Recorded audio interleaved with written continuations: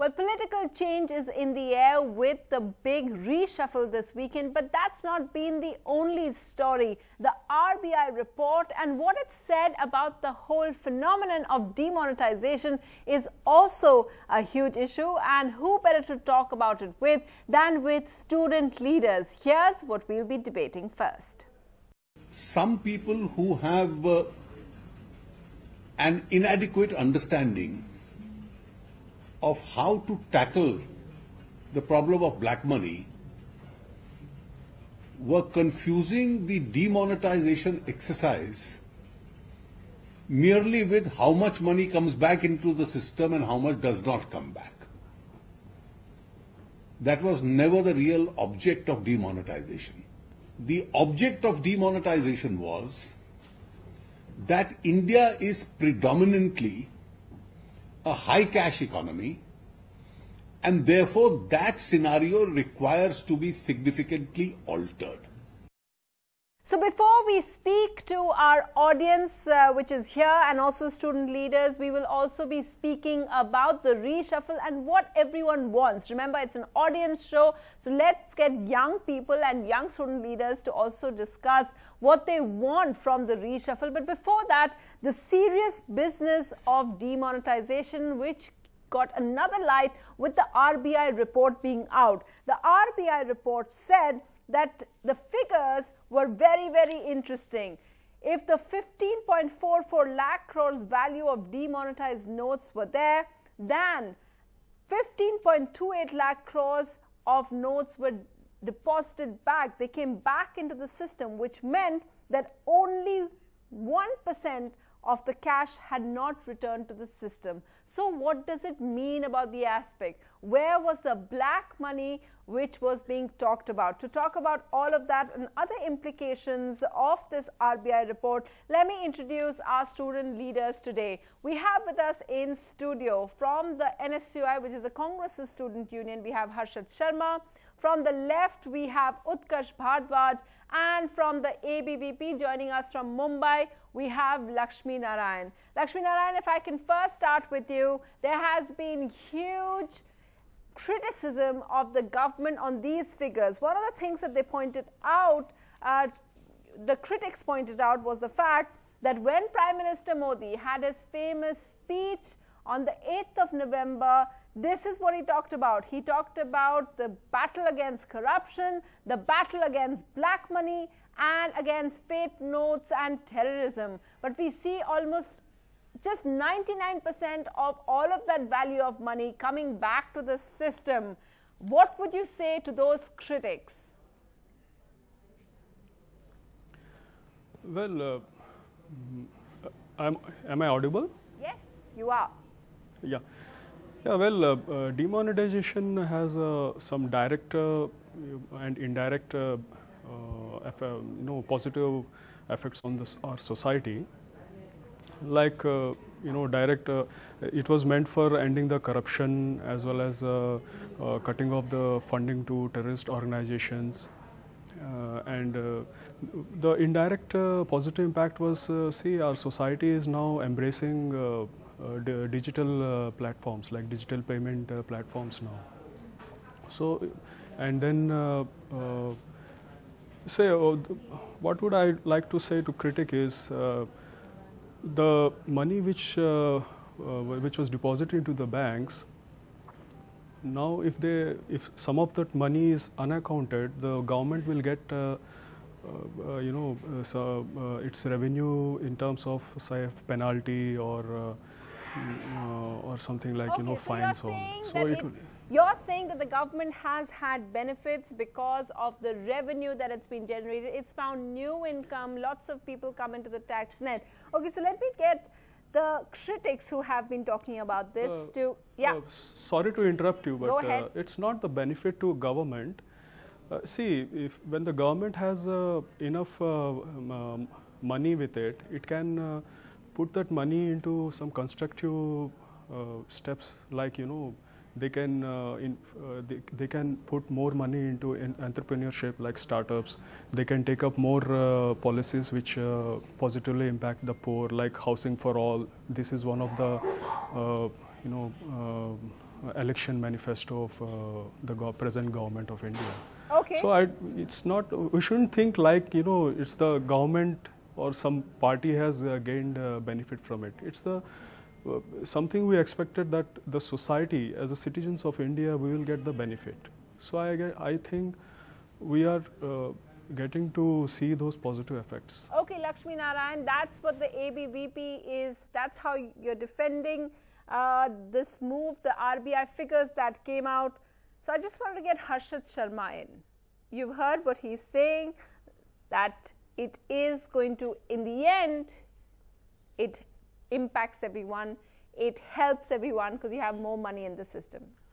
Ma'am, first of all, my friend said that no party has gained benefit out of it. The only party who gained benefit out of it is BJP. They did it just to get some attention in the elections. उन्होंने UP में चुनाव जीता, उन्होंने देश में एक ऐसा माहौल बनाया कि हम करप्शन खत्म कर देंगे, हम टेररिज्म खत्म कर देंगे. अगर हम टेररिज्म की बात करें, हम नक्सलाइट की बात करें, करप्शन की अभी भाई भी कह रहे थे, Manohar Lal Khattar ji is involved in a mine घोटाला. एक माइन घोटाला अभी उनका बाहर आया है. तो आपका जो डिमोनेटाइजेशन का, करप्शन का गुब्बारा है, वो आप ही के लोगों ने फोड़ दिया है. दूसरी बात उन्होंने ये कही कि डिजिटल प्लेटफॉर्म को तो मनमोहन सिंह जी की सरकार भी प्रमोट कर रही थी, कुछ नया इन्होंने नहीं कर दिया है. अगर कोई इससे बेनिफिट हुआ है तो सबसे पहले बीजेपी, जो चुनाव में बेनिफिट हुआ है, और दूसरा इनके क्रॉनिक कैपिटलिस्ट जो साथी थे, उन्हें बहुत ज़्यादा बेनिफिट हुआ है, जिन्हें पहले से पता था कि इस स्टेप से, इन्हें पहले से पता था कि इस स्टेप से ऐसा एक स्टेप लेने वाले हैं, और मोदी जी के जो मित्र हैं उन सबको इसका बहुत बेनिफिट हुआ है. Okay, so that's what the Congress is saying. But Utkarsh, when the Congress says that even the Manmohan Singh government was promoting digital transactions, you have to admit that the government did force everyone. They called it a shock to the system, but it did get more people involved into digital payments. One of the things that they're saying is that they increased by 56%. So while the government, while the opposition may be throwing the figure to them saying where is the black money, but they also have figures saying that the digital payments have increased by 56% from 7.27 crore transactions in 2016 to 111.45 crores transactions in May 2017. So in a very short space of time, you did have that digital push. First of all, the digital thing was not mentioned when the Prime Minister was giving his demonetization speech. It was a way to cover up the losses which happened during the demonetization.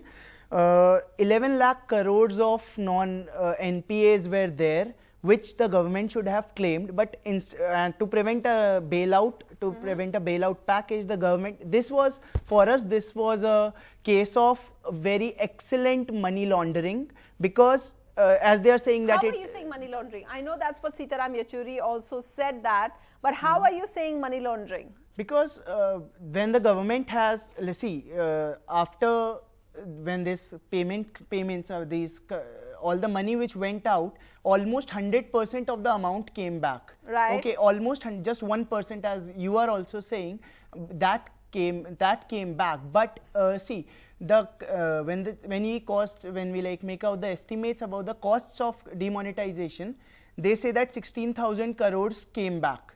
8,000 crores were invested in printing the new currency. Right. 35,000 crores were used to recalibrate the ATMs.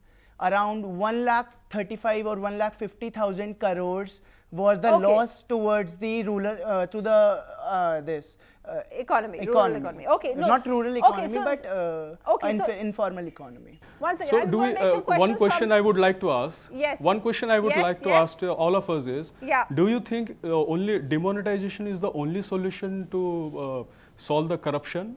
There are many other, But then why? there are many other factors that will. The way Prime Minister announced it, it was shown that this is the only way to fight corruption and black money. And what about the black money that Narendra Modi ji promised to bring from Swiss bank and foreign countries. If this was not the only solution, then why were more than 100 people forced to die in the lines? And they are claiming of reducing corruption, whereas the potential to indulge in corruption has only increased after 2000 rupee notes were Let me tell you what the government is saying. Nobody has died on standing in the queues. Yeah. Okay. And dying in the queues. Well, let me just tell you what the government says is the benefit of it. This came out this week. One, they're saying it increased deposits around and it increased by 3 lakh crores. Second, additional liquidity helped reduce interest rates by 100 basis points. Third, they're saying digital payments increased, as we talked about. Then they're also saying that more than 1 crore workers were also added to the EPF system. And number 5, bank accounts were opened for about 50 lakh workers. Bank accounts being opened. So that's significant as well. That's what the government is claiming. Now I want to just go to the students. Yeah, go ahead. Who has, yeah. My question is from Mr. Lakshmi Narayan. The ABVP, yes. Yeah. So, sir, PSU banks, which represent a big chunk of the Indian economy and the India's lending as a whole. They already were sitting on these billions of NPAs before demonetization, and now after demonetization, they have this huge pile of cash which they cannot lend because there is no buyer. So this is sort of a double problem for them, and this has become a hurdle in India's efforts to bring in foreign capital. So how are these PSU banks going to recover from this situation and the impacts of demonetization? How does it impact the foreign investment? Sir, it has affected the GDP of the country, and it has brought down the GDP from 7.25, around 7.25 to below 6. The recent updates, the recent reports show that the GDP of the country has gone below 6%. So this is putting putting a negative impression of the country in the international markets. Okay. Let's just, obviously there are lots of questions and a lot of these, economists are dealing with and they are responding as well. But what we get at the end of it is the fact that it has been a mixed bag, and it's something perhaps that the government has to explain to the people much better, because there seem to be so many questions on our audience part as well. Now let's just move to our second debate, which is about redoing Team Modi and the reshuffle that's taking place. Here are the highlights.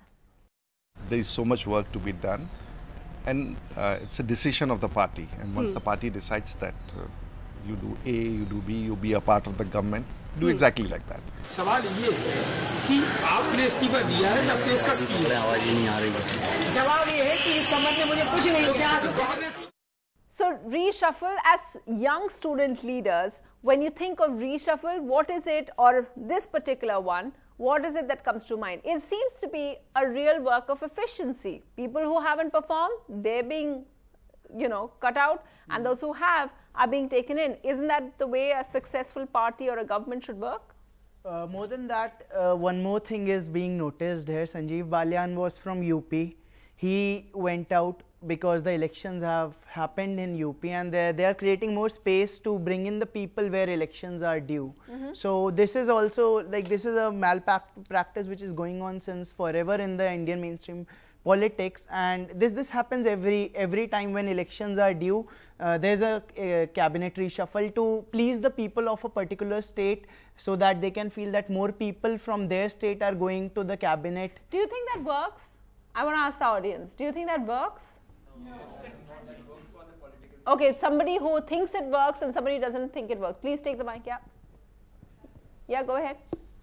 Well, I think it works because, the kind of people that they are in India, the kind of mindset they have, what, all of them, they think that, okay, he's from my state, he's from my, he's from my district, so I should vote for him, and that's, I think it's my representative has been made minister, so I'm benefiting. Yes.